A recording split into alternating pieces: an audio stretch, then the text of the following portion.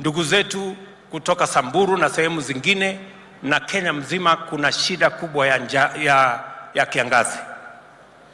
Na kwa sababu kuna shida ya kiangazi, climate change, mambo ya famine, mambo ya drought, mimi nataka niwaombe Wakenya wote, nataka niwaombe, mumesikia ya kwamba maombi ya Jumanne tarehe 14, na waomba watu wote katika taifa letu la Kenya,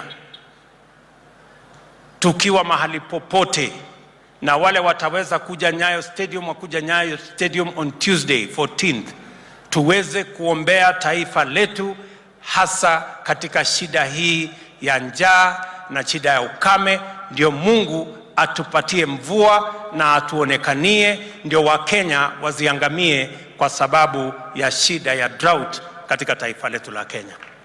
Na waomba Wakenya ambao hawataweza kufika kule Nyayo Stadium, tuwe na ibada mahali popote, kanisa zote, dini zote, mahali popote penye kunaendelea maombi, tuombee taifa letu na tuombee Mungu atupatie mvua. Tumefanya mipango yote kama serikali, tuko na mbegu, tuko na mbolea, tumepanga harakati zote za kuhakikisha kwamba tunazalisha chakula, lakini hiyo mipango yote haiwezi kufaulu kama Mungu hatatupatia mvua. Hata wakati tunapanga mambo ya dams na mambo yale mengine, water harvesting, bado tunahitaji Mungu atusaidie na mvua, ndio Kenya yetu iweze kwenda mbele.